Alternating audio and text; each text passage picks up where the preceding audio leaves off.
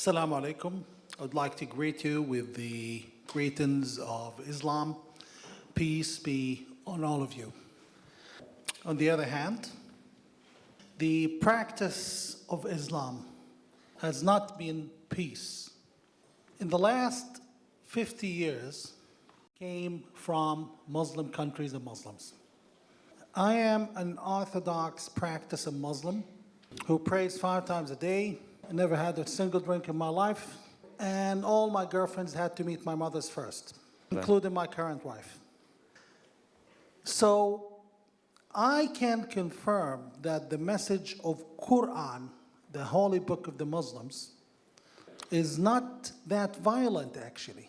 In fact, it has most of it has a lot of good values shared with the Bible. We believe in Jesus as God's word to Mary, and the Quran states that Jews are God's chosen people. The Quran even states that God has ordered Jews to take the Holy Land, and even that he will round them all up from the corners of the world and bring them back by the end of time. Even Islam suggests that Jesus is returning by the end of time, and we should follow him. This is beautiful, isn't it?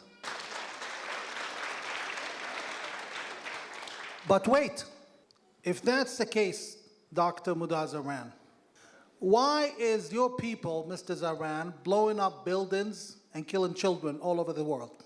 I will, with as little time as we have, try to explain to you what's happening. When I was finishing my PhD at the University of Bedfordshire, UK, a fellow student took his car into downtown Stockholm and blew himself up. We all heard the story. I started investigating with everyone who knew him at my university. Why did he do that? He did it. What few of you know is that his mother is Jordanian. He's Iraqi, but his mother is Jordanian. She was not of Palestinian origin. He obviously was driven by the Palestinian cause. And he wants, obviously, to take revenge because the Jews stole Palestine, tortured the Palestinians.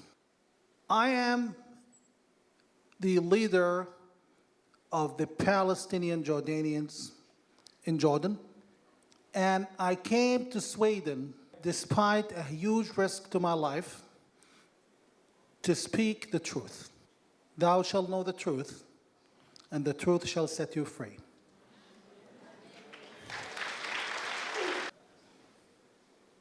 And I've chosen to come here today in the heart of this part of Stockholm, where Israel is hated and where people claim an avid love for the Palestinians. There has always been Jews in that holy land for thousands of years, and they were oppressed after they lost their kingdom, and they were driven into becoming a minority. The Ottoman Empire forced most of them to convert to Islam, and they were there. They were still there. Now those Jews, when the Ottoman Empire fell, in order not to cause serious trouble as we have today, the Jews thought we are an island of Jews in an ocean of Muslim Arabs. The country, UK, was ruling the country known as the British Mandate for Palestine. It gave an internationally binding promise to establish a Jewish homeland in Palestine. This is the international law. The Jews, nonetheless, they know that we will not leave them alone easily. So they made something which most of you don't know about. It's called the Fraizal Wiseman Agreement. It gives the Arabs 78% of the British Mandate to Palestine. And why did Jews give it up 78% of the land? For the same reason they signed Oslo. They thought they're going to have peace. This could have worked. Most Arabs of Palestine moved to the eastern Palestine, which is now Jordan. The only problem is the British mistakenly, by mistake, they put a foreign king from Saudi Arabia as the king of Palestine. And therefore, he renamed the country Jordan. And then, until today, after 70 years, he still officially tell the 6.2 million Palestinians in Jordan that you are just refugees. I could now go to the bathroom, toilet, rip this passport off, and go to your immigration authority and claim asylum, and after 5 years, I will be a Swede. We were born in eastern Palestine or Jordan, 7 generations now. Our graves are there, our birthplaces are there, and the king of Jordan tells us, this is not your country, you should go back to Israel. In Jordan, we are not allowed state education. We're not allowed a driver's license. We're not allowed health care. We're not allowed even a government job. On our passports, they put a small significant letter, it's a Jordanian passport, to recognize us from other citizens, which is very similar to the way the Nazis labeled Jews with Jude, that unless Israel allows the Palestinians into becoming citizens, I'm afraid Israel will have to choose to become an apartheid state. Are you serious? Jordan is an ultimate apartheid state. Jordan is the only remaining apartheid state in the 21st century. Nonetheless, I come to Sweden and I see idiots like these asking you to boycott Israel. Forgive me, I'm an Arab, I'm hot-headed. I have one name for them, schmucks.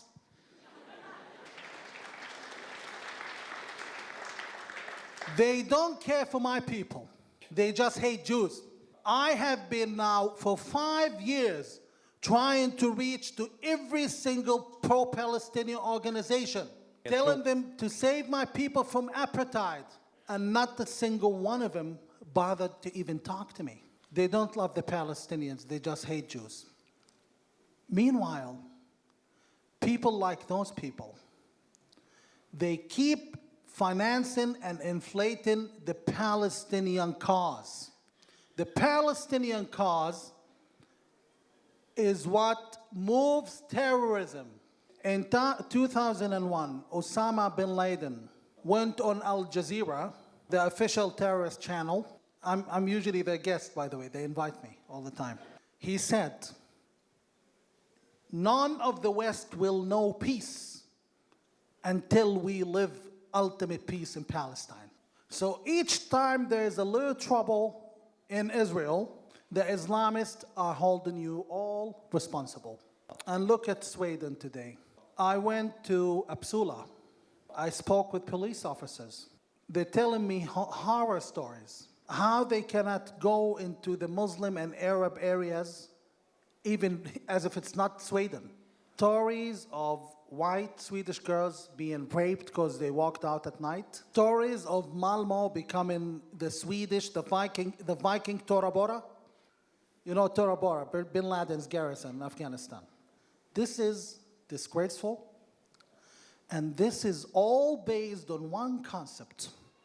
We have to fight the West and the Jews because they're occupying Palestine. Meanwhile, how does this affect us Palestinians? Thanks to ignorance like these people, Hamas became the strongest Palestinian organization. Thanks to them, they are boycotting Israel and harming Israeli businesses which offer us jobs. You want to boycott Israel? Fine. Boycott Israel all you want. Make sure you offer the Palestinians the jobs, the healthcare, and the education which Israel offers us first. And I am here in my official leadership capacity to tell all of the hypocrites calling for boycotting Israel, we are against you and we don't need you.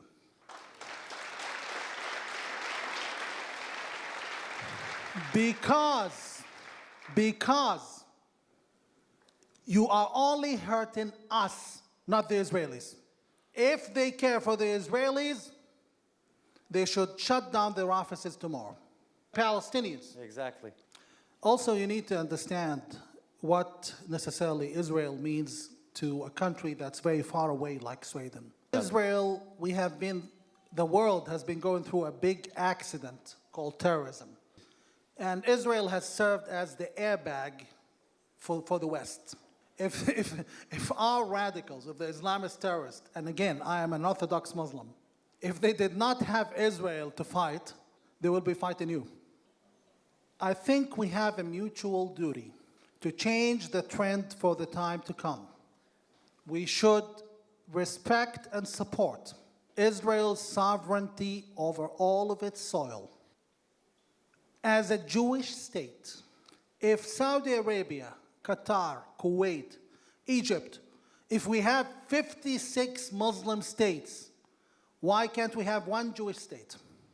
Why is it a problem for the United Nations and the US and the West and Sweden when Mr. Netanyahu wants a Jewish Israel, and it's not a problem that, that some of the most radical friends of the United States are called Islamist states?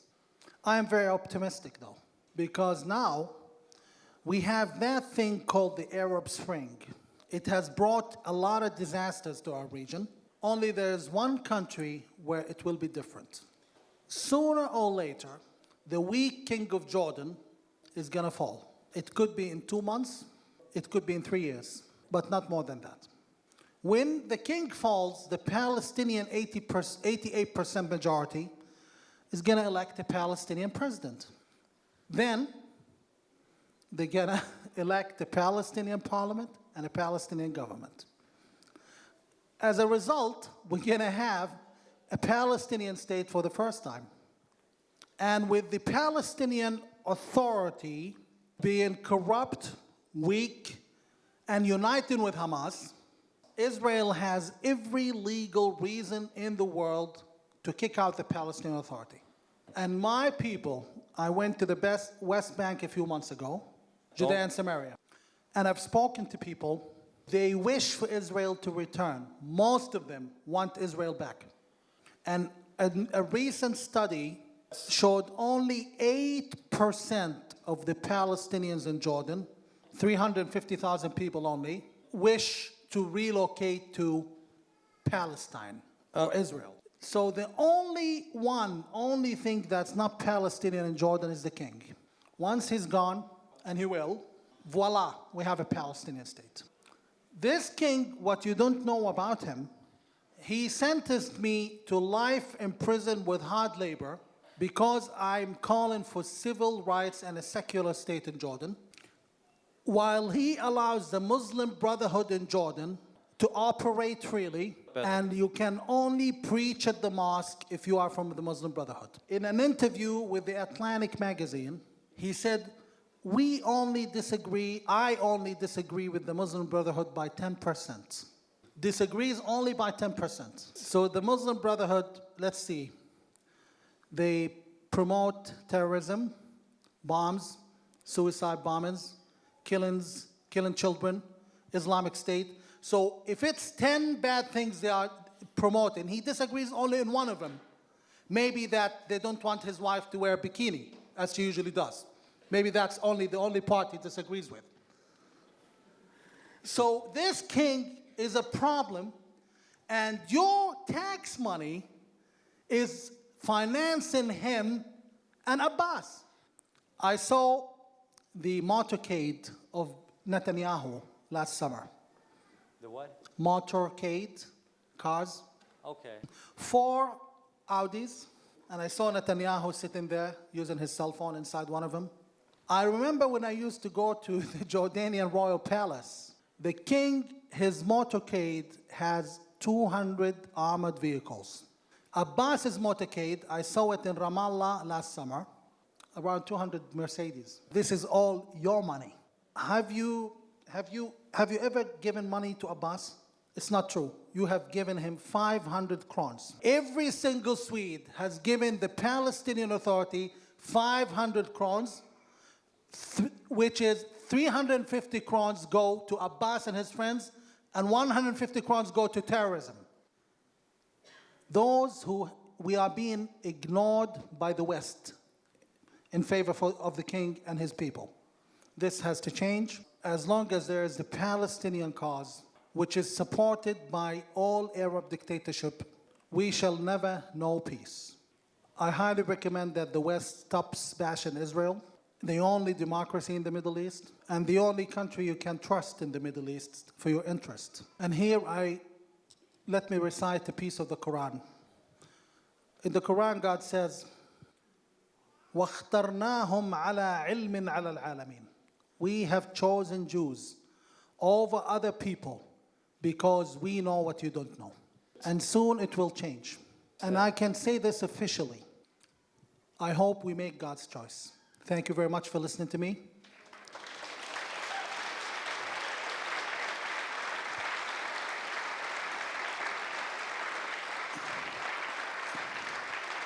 And I will conclude with, our time is up, I will conclude with one sentence. With the change coming to Jordan, the West must think that this is going to be the Palestinian state, and it must think how many states are we Palestinians going to have. So now we're going to have one in Jordan, one in Judea and Samaria, and one in Gaza, and one in Malmo. Enough. Okay. Thank you. Mr. Mudar Zahran, from Jordania, or should I say from the so-called West Bank? You're Palestinian? Yes, my parents are from Jerusalem, originally. You are a refugee in the UK, United Kingdom, Great Britain. You're a refugee from Jordania. Could you tell our spectators, our audience, who you are shortly, briefly? I am a Palestinian Jordanian political leader. Not there is any difference actually between both the term Palestinian and Jordanian. I also have been advocating civil rights and human rights for the 88% Palestinian majority in Jordan under the Hashemite apartheid regime in Jordan, which does not allow us even a driver's license in our own country. Imagine if you were not allowed a government job in Sweden, your own country. And just because they've been advocating that for a few years, I ended up with a life sentence of hard labor by the king's. 3 years? No, 25 years. Oh. Life sentence. Life sentence. And it's in hard labor just because I've criticized the king. And that is not allowed in Jordania? It's a crime, just same way with if you criticize the king of Sweden 1,000 years ago. Only that coming from a Palestinian, it's even worse, I suppose. It's even worse because the Hashemites are not a Jordanian or Palestinian family. They are foreigners who came from Saudi Arabia, and they rule in our country, which was the original partition between us and the Jews. They got 22% of the British mandate to Palestine. We got 78%, which is Jordan. And instead of getting our country, the Hashemites have taken our country away. And I, in my capacity as a political leader, believe peace will be fulfilled when we have our own country, and we have two states between us, one in Israel and one in Jordan, with the river Jordan in between as the natural borders. It's not going to work any other way. I came to Sweden with a little grudge against the media in general, and particularly the leftist media that rarely covers the incredible crime against humanity taking place in Jordan against the majority of Palestinians. If they care for the Palestinians, I'm just curious why they are so consumed with the Palestinians in the West Bank, or the so-called West Bank, while they ignore 6.4 million Palestinians suffering in Jordan. Mr. Zahran, could we sort of return a little to your personal life and career after the problem with the Jordanian government and the Hashemite dynasty, the King Abdullah? What did it result? Did you have to flee immediately to the Great Britain, or did you go somewhere else first? I had to flee to as soon as possible to the UK, and it was Easter. The only flights were through Egypt. and you had to stay in Egypt for 2 weeks, which was enough time for the Jordanian intelligence to collect me from Egypt. And to even make things worse, it's quite a tragedy. We had the Iceland volcano in 2010, Oh, which that blocked, was then, yeah, I and remember. there I was watching TV, knowing that if the volcano stretches any further and bans me from traveling to the United Kingdom, the Jordanians would get to me eventually. So it was a very terrifying situation. Me and my family, we did not deserve to go through this. We don't deserve that, the fact that I can't see my parents. I am a living example of how the Palestinians are treated in Jordan. But you have not been allowed to live in peace in the UK. Your opponents, what I say, your enemies follow you there, do they? Absolutely, absolutely. Threats, terror, you name it. We've seen it all. We've seen it all, and there has been one clear assault attempt. I mean, like an assault where I escaped narrowly by someone. I'm not reluctant to say his name, Samir Muashir, one of the chief executive of the Jordanian airline. And he simply tried to hurt me and threatened to kill me in a public place. And this shows you what kind of king of Jordan is. He's not peaceful, he's not moderate, he's not democratic. Even though he and his wife show up for the wedding of the Crown Prince of Sweden, they're everything but a modern royal family. They are dictators. But do you have an understanding for the fact that the Jordanians, whether they have the Bedouin Saudi Arabic origin or whether they are Palestinians from both sides of the Jordan River, that they can consider your views and your ideas about peaceful solutions with the State of Israel, with the accommodation with Israel? Do you have an understanding that it could be considered as a treason from their point of view? I disagree, because there has been enough evidence. A Yale University professor did a recent study. He's an Arab, so-called Bedouin or East Banker, showing only 8% of the Palestinian majority in Jordan would like to execute the so-called right of return. And also a U.S. embassy in Amman, cable leaked by WikiLeaks, showed that the majority, or actually all Jordanian Palestinian leaders in Jordan would exchange civil rights and human rights for the so-called right of return. This has been 70 years old, this matter. Most people would not move. The chance of us leaving Amman and going back to Tel Aviv and Jerusalem and Haifa is the same chance of the Moroccans and the Africans and the others who came to Sweden 50 years ago picking up and going back to their countries. It's not going to happen. No. It's just common sense. Everyone has been beating the drum of that Israel is apartheid, and at the same time they're beating the drum that the King of Jordan is a moderate. How ironic. A democracy is an apartheid and a dictator is being called an ironic. Honestly, I'm afraid I've come to a conclusion that the media and the others working the powers that be in the West either just hate Jews or simply extremely ignorant. So whatever the ideological, religious, or even judicial reasons behind the problem are, you are advocating a kind of pragmacy. Do I read you correctly? Do I understand you correctly? Absolutely. Pragmatism. Absolutely. Because you can't remove these people that wouldn't recognize the so-called original homeland. Absolutely, sir. Absolutely. Absolutely. The realities are forcing themselves, and I have news for everyone. The King of Jordan is in his weakest state. The Hashemite regime is in its weakest state since it's been established 90 years ago. And we are actually possibly, sooner or later, could be tomorrow, could be in 2 years, maybe 3 years the most, watching a fall of the King of Jordan. And then the majority is going to elect a Palestinian president, and we're going to have a Palestinian state for the first time. But especially from a Swedish point of view, you are something of a very sort of, how should I say, strange being, a Palestinian leader that advocates an accommodation, a settlement with Israel.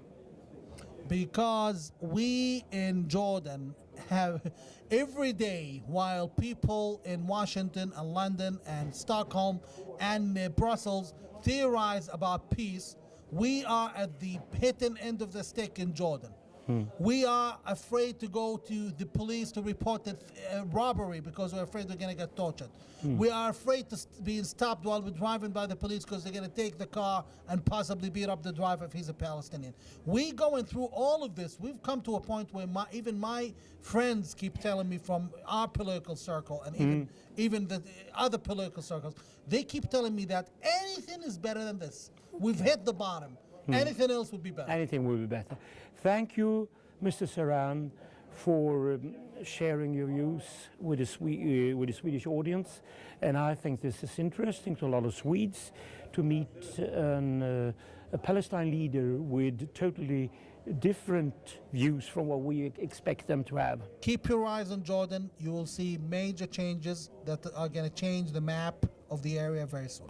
Thank you. Well, Mr. Rubin, or David, as I should perhaps call you, and Zahran, Mudar Zahran, you're one Israelite, or you are one Palestinian, Jordanian, touring Sweden together, and you give lectures. Is that correct?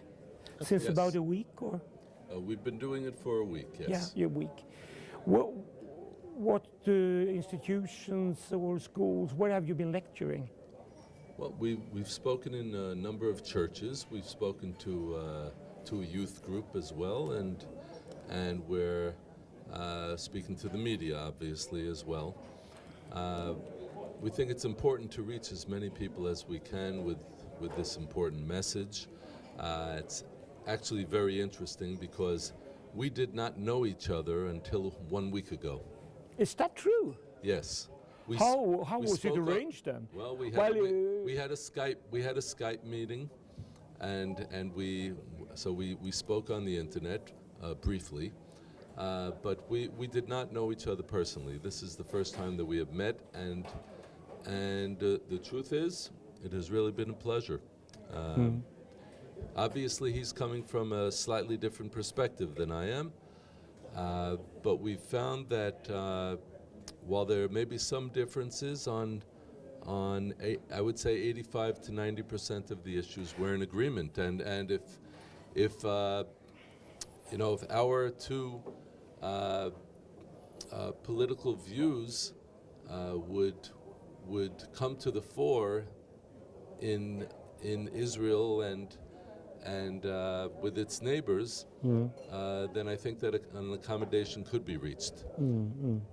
I'm not sure if that's going to happen, but I really believe that the understanding that of the need for a peace agreement that includes Israeli sovereignty from the Mediterranean Sea to the Jordan River, that is the only peace plan that could possibly work.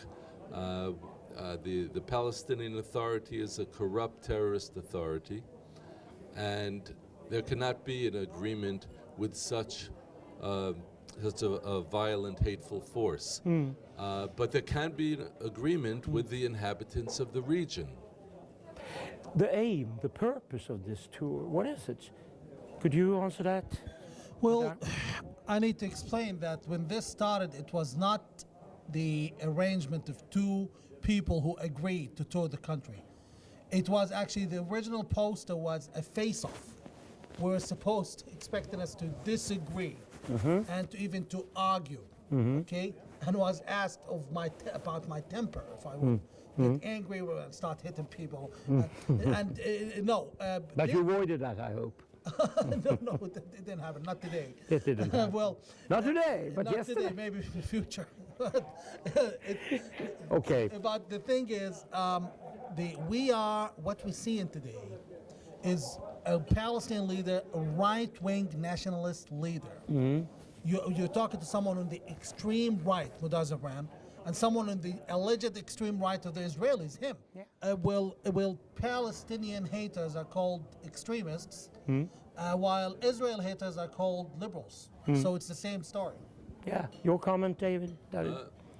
Yes, I think we need to focus on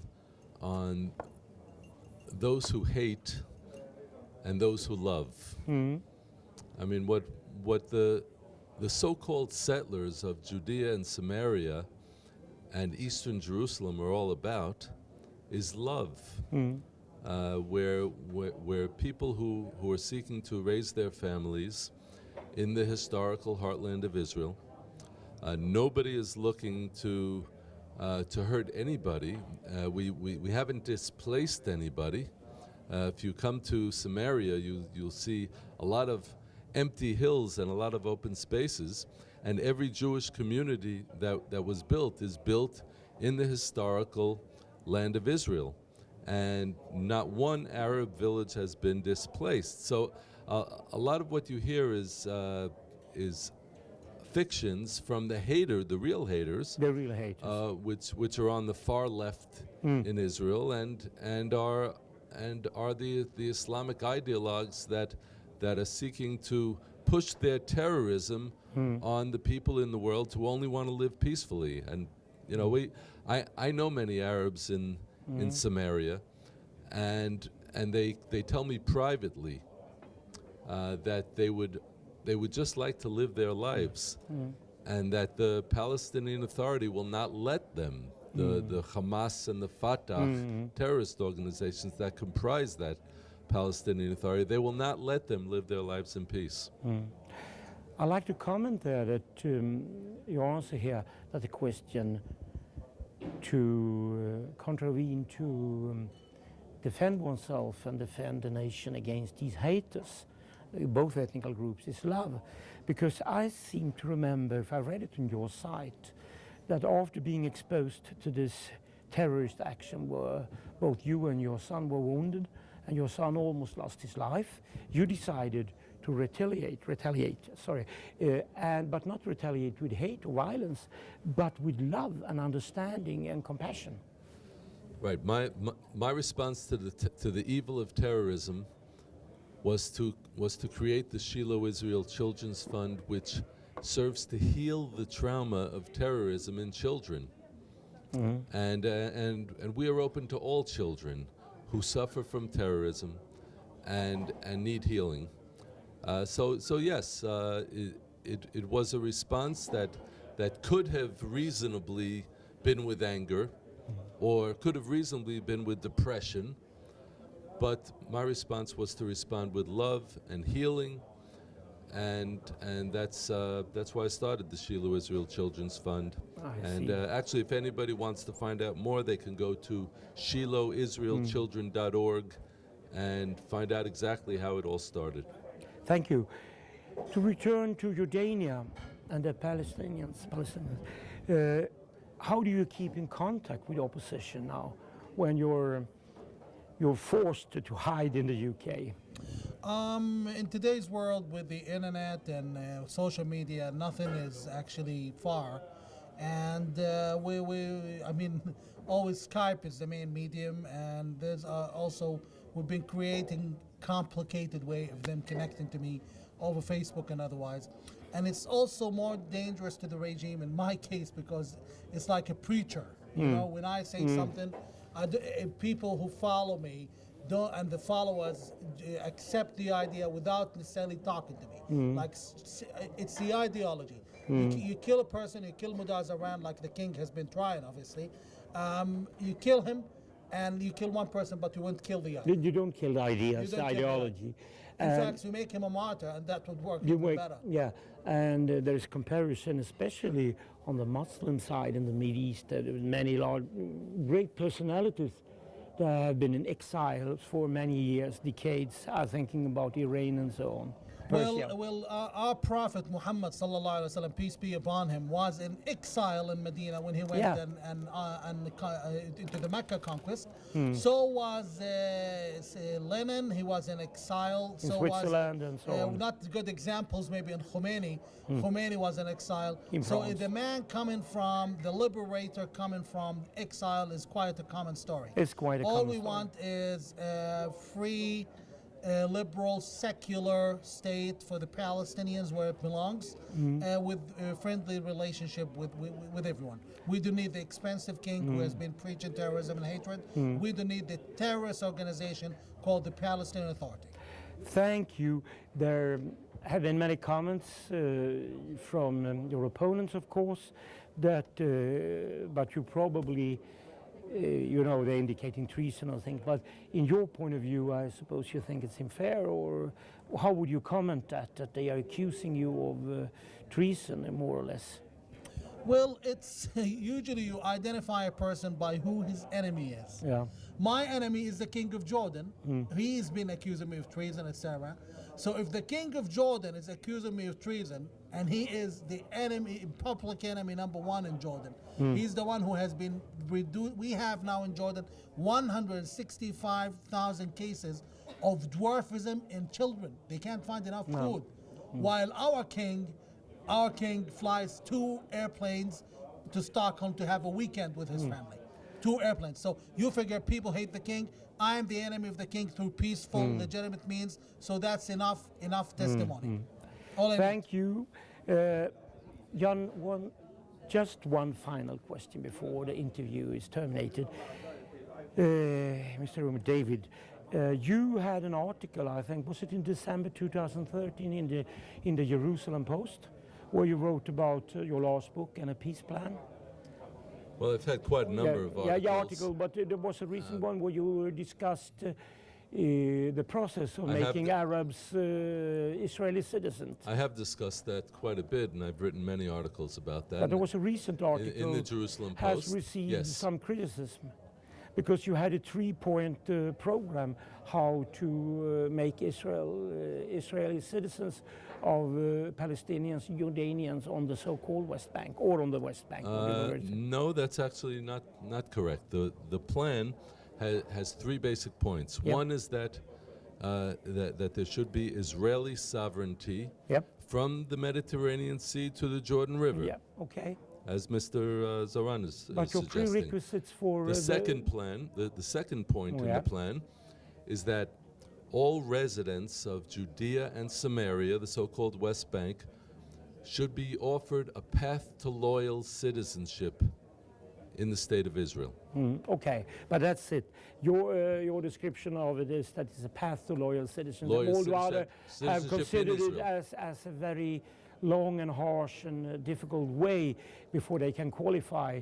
2-3 years of study of Jewish religion, Zionism, and long and harsh are adjectives that aptly describe the torture in the Palestinian Authority and the terrorism that they inflict on civilians. What I'm talking about is a reasonable path to loyal citizenship. No free country has an obligation to have people living within its borders that are hostile and want to overthrow that country. Well, one could understand your concern for that, but what I propose is a course in Zionist Jewish history and civics, and an oath of loyalty to the state of Israel and national service, just like every other citizen has to perform. That's not unreasonable. Thank you. Due to lack of time, we have to terminate this interview, but I said it was the final question. But I would like, is there some kind of statement, very short, that could be put in 1 or 2, 3 sentences where you do agree? Something very sort of basic for a peace process. Yes. Please correct me, David, if I'm wrong. I think David and I, coming from 2 different backgrounds, agree. We both want, as representative of our peoples, we both want human rights, democracy, proper secularism for everyone in that land, with a sovereign Palestinian state and a fully sovereign Israel that lives in peace and within its Jewish identity unquestioned. Thank you. Yeah. David? Yes, well, I would certainly agree. It is very enlightening to be sitting here with an Arab leader, an Arab spokesman who speaks clearly about the importance of freedom of speech and of peace, real peace between Israel, the Jewish state of Israel, and respects Israel's historic rights to its land. For me, that is the most enlightening thing of all of these discussions that we've been having. Thank you, David. Thank you, David Rubin, Mudar Zahran. And thank you once again, gentlemen, for granting me this interview. And I wish you all luck with the rest of your tour here in Sweden. Well, Thank you for having It's us. been a pleasure. Party, we all share the concern for fundamentalist Islamists here. And the fact that they are working towards change in the country rather than integrating. They want Stockholm stand versus Stockholm. And that is something I, as a father of three living in Europe, I don't want for my children. And that being the case, it's very difficult to come and say we want to stop Islamic immigration. The minute you say that, okay, it's immediately. We had someone the other day telling us, telling Ruben, you are following those party, they are Nazis. They are Nazi ideology, which I've read your work, you're not Nazis, you are nationalists. Yes. Just like I am a Palestinian nationalist. The thing is, what you can do now, the people who already came here, were born here, and people throwing rocks at your police officers in Malmo, you cannot do much about them. But what you can do is people who already arrive in here, and those Muslims and Arab fundamentalists who want to bring their wives and fiancés here, you should apply the American standards, which is not telling no immigration. Okay, immigration is actually a good thing. This is what America tells you. This is what George W. was telling. He never said we're going to stop immigration from Muslim countries. But in America, if you commit, if you are a permanent resident and you want the American passport, if you commit minor offenses like traffic offenses, you will never get the passport. Here in this country, you've had terrorist preachers granted the Swedish citizenship. Why? Because the government says, oh, he fulfilled all the requirements. Okay, but he's preaching terrorism. Oh, but he never did terrorism. I can't stop him from having a Swedish, red, wonderful, shiny passport. You should execute punishment for immigrants on the basis of delay. For example, in the UK, certain offenses, if you do them, your citizenship is delayed for 10 years. While in the US, there are more of cowboys. If you commit a Class A misdemeanor, what's that in Swedish? Mindre brottslighet, mindre kvalificerad kriminell verksamhet. They immediately revoke your residency and they send you home. And if you are a political refugee like me, they can say, I'm from Syria, I'm a political refugee, you can't send me home, that's fine. We'll put you in jail for 9 months. That's how it goes. You should execute tougher sanctions on the people already here and a lengthy, more critical pathway to citizenship. This is something most Swedes would accept. But if you come and say no Islamic immigration, most people would like, they're crazy. And now I've said already enough, so I'm gonna just say about two things where you can change. In short, just a quick history lesson. There was a country called the British Mandate for Palestine, which included both Israel and Jordan. According to international law, the Britons agreed to give the entire country to Jews as a Jewish homeland who were already there, already in Haifa, Jerusalem, everywhere, but oppressed. So they were a minority because we Muslims were pushing them out. Then the Jews agreed to do something very few of you hear about called the Fraizal-Wiseman Agreement, which means they decided to give us 78% of the country, which is now Jordan. You know the history. One problem we have, we could have had a country all that time if it wasn't that for the kings of Jordan, Hussein and his father and this king and his father. Those people are telling us, according to the UNHCR, that we, 88% Palestinians, are refugees. So refugees who come to Sweden, after 5 years they become Swedes. We have been there for 70 years and it's our country and we're being told we're refugees. Jordanian official media tells us we should go practice jihad to liberate Palestine. If the head of state in Jordan becomes a Palestinian, even if he was a bad Palestinian like Abu Mazen or Abbas, we will have for the first time a Palestinian state. Now, can we take this and send it to the Swedish Foreign Ministry? They will immediately think you're crazy. But what we can do is, why is the Now the king is very weak. The media is not reporting. Yeah, extremely weak. You see, you go to Amman, you see everything quiet. Just you go on the outskirts of Amman, especially the south, and we have daily gun battles. People attacking the palace, the royal palace in downtown, and nobody says that. Nobody talks about it.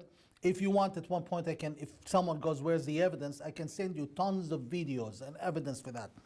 So the king is weak. The only reason he's still in power now, I'm being honest, I'm giving you an expert's opinion, is Israel is too reluctant to let him go. They're afraid. The US doesn't help him anymore. So, okay, the EU is very reluctant to give him any money. The only country that's holding him now like a baby, walking baby steps, is Israel. And even Israel, they have had enough. It's been 3 years of supporting the king every single day, and he's giving them hard time. His media is insulting them. He's sending people to cause trouble at the borders. There was a judge who was sent to actually cause trouble at the borders with Jordan, and he was shot. So it's a sad situation, but this is how it goes. So change in Jordan is happening. Could be 5 years, could be 3 months, could be tomorrow. So my question to the Swedish foreign minister, which you should be asking, why are you not talking at all to the Jordanian secular opposition? The Swedish ambassador in Jordan, who is now the Swedish ambassador in Cairo, Charlotte Asper, she is my friend. We talk about her granddaughter. We talk about her daughter going to Stockholm University, but she can never talk to me about politics because, that would offend Jordan, talking to the leader of the Palestinians about politics. So we would be seeking, actually, that the Swedes speak to us at one point.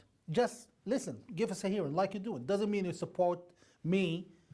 They're not even listening, and so is everyone else in Europe.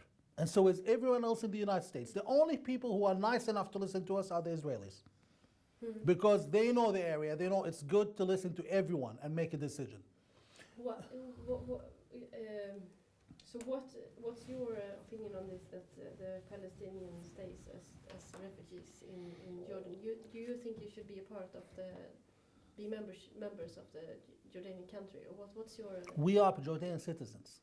You are Jordanian citizens? All of us. But I think there are some Palestinians that are not. That's what I heard. 6.2 million Palestinians in Jordan who are Jordanian citizens, Yeah. and 350,000 who have not been given citizenship yet. Yeah. And they are in one refugee camp called Gaza refugee camp. Yeah. The rest are Jordanian citizens. Nonetheless, they're not allowed a driver's license. They're not allowed to work for the government. They're not allowed parliamentary seats. They're not allowed to join the army, not join the police, join the Air Force. They're not allowed to go to a state university. They have to go to a private university. And even when they open a business, they need to get licenses which other, like Bedouins, don't have to get. So this is unfair, this is apartheid, and this is something that Swedish money supports. Yes. You give money to Jordan. The money goes, in my opinion, directly to the king's Swiss account. So you're wasting your money, and at least you have to ask. We're giving Jordan around $20 million a year. Where do they go? How do they serve the Palestinians by any chance, or the minorities, or even the Christians, or anyone else? So there are questions to ask, but here's the only question. My point is, it's simple. I think whenever Israel does well, we do well. Whenever Israel does well, the West does well. Whether we hate Israel, love Israel, it's okay, but Israel has been honestly a pecan into what's happening. Israel will do well if Jordan becomes a Palestinian state. That's my opinion. At least if Israel becomes sovereign over all of its soil. Israel is stretching from the Mediterranean to the sea. Okay. This is the only way it's going to work. Now we have our experience with the so-called Palestinian Authority is horrifying. They are a waste of money. You should be asking your people, what are you doing with our money with the Palestinian Authority? Yes, we want to stop the support to the Palestinian Authority if they don't live up to our demands. We have a lot of bills on that. And why cannot this be associated with not demands, but just a questioning of the situation of the Palestinians in Jordan? Yes. All of your humane organizations in Sweden have ignored my request to look into the situation of the Palestinians in Jordan. Yeah. We are living in apartheid. we wish we could live under Israel, at least for me. And many people are saying, at least those who hate Israel, and they are the majority, they say, at least in Israel it's better. The way Israel treats us is better than all Arab countries, and definitely better than Jordan. But Jordan is like unbelievable. The way the apartheid, the way you cannot even go, if you have a car accident, you cannot even go to a police station because they're afraid. You're Palestinian, they will torture you, they will ask for money, they will give you a hard time. Sorry. With that being the case, there should be some question in Jordan, and I think the Jordanian secular opposition, which is now the leading opposition, because the Muslim Brotherhood in Jordan, by the way, this is a surprise for you, Muslim Brotherhood in Jordan are cooperating with the king. He said, I disagree with the Muslim Brotherhood only at 10%. So they agree at 90%. And the Muslim Brotherhood said publicly on television, we will never allow the king of Jordan to fall. The king and the Muslim Brotherhood, they have been cooperating for a long time. And the Palestinians, yes, most of them hate Israel with a passion, but most of them are secular. Most of them, unlike their brothers and sisters in Judea and Samaria, or what you call the West Bank, the West Bankers, Palestinians in Israel are mostly Islamist. Palestinians in Jordan are mostly secular. You go to the beach, you see the girls in bikinis, you see the boys drinking at the end of the night. And yes, you see them on Friday praying, but it's all together, just pretty much like Turkey, if you've been to Turkey, more than anything. So, but I think there should be good questions about Jordan.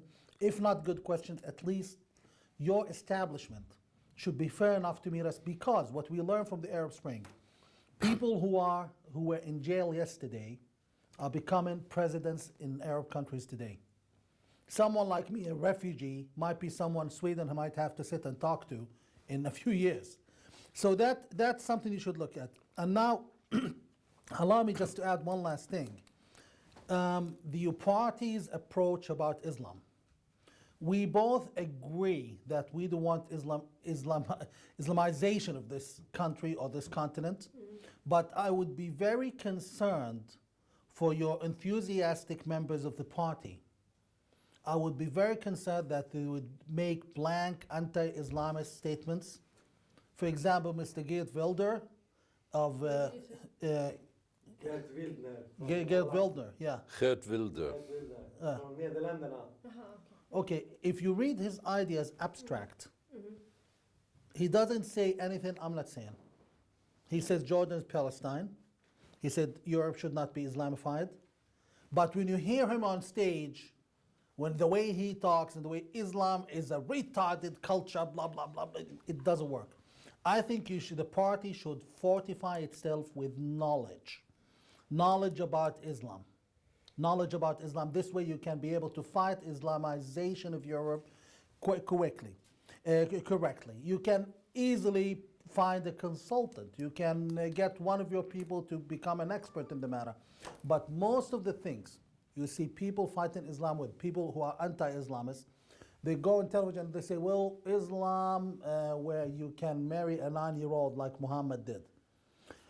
They go basically with the stories you find honestly on the internet, and most of them are not correct, and they forget the parts of the stories which are actually problematic. They forgot parts of the Quran which are actually could be alarming for people to hear, and they go over the list, itsy bitsy small strange thing which has no evidence. So I think the party with its mission, if you don't progress with knowledge on the matter, if you keep reading the books that come out like with people like Walid Shuaibat, Ramzi Youssef, those people, okay, nice people, but they want the attention and the audience more than they want the accomplishment. So you will end up making a huge noise with very little outcome. I support your mission to save this continent where my children now live from the radical Islamists and from bad influence immigrants. Nonetheless, you have to do it correctly and wisely. Otherwise, you're going to just become a vocal phenomena, and that's it. So good luck to you, and I hope there would be someone inside the Swedish establishment who would give both of us, Israelis and Palestinians, a chance by treating both of us fairly. The demonization of Israel is something that's very dangerous for you and very dangerous for us. Who gives us jobs in the West Bank? Who gives us health care? Who treats our children for cancer even if we don't have money? Israel. Who, my friend called me, I have even the message, if anyone doesn't believe me, message over Skype. His wife is in Jordan, she has an eye infection that's gone inside the cornea. She needs $1,500 to be treated. And she's going blind by the day, and the Jordanian government is refusing to treat her. If she was in Israel, she would have called a Knesset member, through an Arab Knesset member, through even a retired army general, and she would have been treated. This is shameful, that people are taking the time to beat the Israeli pinata and leaving the apartheid Islamist regime in Jordan and in Syria and in other Arab countries. Also, one last comment I want to make, and I don't care if this is on camera. This is going to cost me very much, by the way. Qatar. Qatar is a terrorist Islamist bully who has enough money to buy your country as a whole, the way they bought England and now they're buying the United States. You should be very careful about your relationship with Qatar. I'm not saying make Qatar an enemy. All I'm saying is you should basically ask Qatar, if you want us to be your friends, why are you supporting the Islamists all over the world? Why are you financing terrorism? If I am to finance terrorism, the Swedish intelligence would arrest me tomorrow. Qatar openly finances terrorism and goes and buys the most important spot in Stockholm. What is it? This should be encountered with a few questions. So I rest my case, and hopefully if Jordan ever becomes a free state and Jordan becomes the Palestinian state, which it should be and have been, I look forward to someday a good relationship with your country. Thank you. And now my good and great friend David. Maybe we let David talk, and then I think I will have some questions. Yeah. Because there are very many interesting Yeah. points in place. Pause for a second. Sure. Hey, photo.